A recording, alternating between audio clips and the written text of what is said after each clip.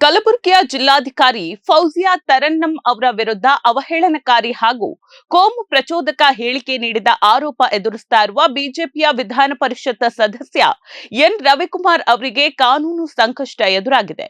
ಈ ಪ್ರಕರಣಕ್ಕೆ ಸಂಬಂಧಿಸಿದಂತೆ ವಿಚಾರಣೆಗೆ ಸತತವಾಗಿ ಗೈರು ಹಾಜರಾಗಿದ್ದ ಹಿನ್ನೆಲೆಯಲ್ಲಿ ಬೆಂಗಳೂರಿನ 42ನೇ ಅಡಿಷನಲ್ ಚೀಫ್ ಮೆಟ್ರೋಪಾಲಿಟನ್ ಮ್ಯಾಜಿಸ್ಟ್ರೇಟ್ ನ್ಯಾಯಾಲಯವು ರವಿಕುಮಾರ್ ವಿರುದ್ಧ ಜಾಮೀನು ರಹಿತ ಬಂಧನದ ವಾರೆಂಟ್ ಅನ್ನು ಹೊರಡಿಸಿ ಆದೇಶಿಸಿದೆ.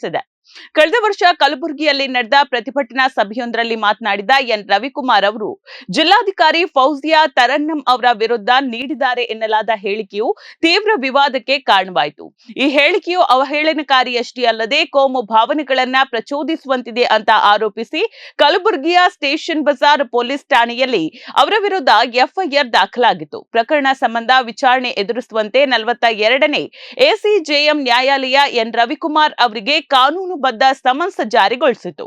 ಆದರೆ ನ್ಯಾಯಾಲಯ ನೀಡಿದ ಸೂಚನೆ ಹಾಗೂ ಸಮನ್ಸ್ಗೆ ಯಾವುದೇ ಗೌರವ ನೀಡದೆ ವಿಚಾರಣೆಯ ದಿನಗಳಂದು ಅವರು ಕೋರ್ಟ್ಗೆ ಹಾಜರಾಗದೆ ಗೈರಾಗಿದ್ರು. ಈ ಬೇಜವಾಬ್ದಾರಿಯುತ ನಡವಳಿಕೆಯನ್ನ ಗಂಭೀರವಾಗಿ ಪರಿಗಣಿಸಿದ ನ್ಯಾಯಾಲಯವು ಇದೀಗ ಕಠಿಣ ಕ್ರಮವನ್ನ ಕೈಗೊಂಡಿದೆ. ಜಾಮೀನು ರಹಿತ ಬಂಧನದ ವಾರೆಂಟ್ ಅನ್ನ ಹೊರಡಿಸಿದೆ. ಮತ್ತೊಂದು ಕಡೆಯಲ್ಲಿ ತಮ್ಮ ವಿರುದ್ಧ ಕಲಬುರಗಿ ಪೊಲೀಸ್ ಠಾಣೆಯಲ್ಲಿ ದಾಖಲಾಗಿರುವ ಈ ಪ್ರಕರಣವನ್ನ ಸಂಪೂರ್ಣವಾಗಿ ರದ್ದುಗೊಳಿಸಬೇಕು ಅಂತ ಕೋರಿ ಎನ್ ರವಿಕುಮಾರ್ ಅವರು ಹೈಕೋರ್ಟ್ ಮೆಟ್ಟಿಲೇರಿದ್ರು. ಆದ್ರೆ ಪ್ರಕರಣದ ಪ್ರಾಥಮಿಕ ವಿಚಾರಣೆ ನಡೆಸಿದ್ದ ಹೈಕೋರ್ಟ್ ಕೆಳ ನ್ಯಾಯಾಲಯದ ಪ್ರಕ್ರಿಯೆಗೆ ಅಥವಾ ಪ್ರಕರಣಕ್ಕೆ ಯಾವುದೇ ರೀತಿಯ ಮಧ್ಯಂತರ ತಡೆ ನೀಡುವುದಕ್ಕೆ ಸ್ಪಷ್ಟವಾಗಿ ನಿರಾಕರಿಸಿತು.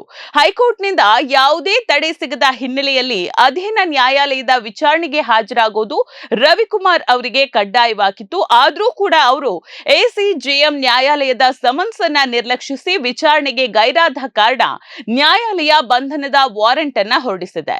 ಇದರಿಂದಾಗಿ ಬಿಜೆಪಿ ಶಾಸಕ ಎನ್ ರವಿಕುಮಾರ್ ಅವರಿಗೆ ಇದೀಗ ಬಂಧನದ ಭೀತಿ ಎದುರಾಗಿದೆ.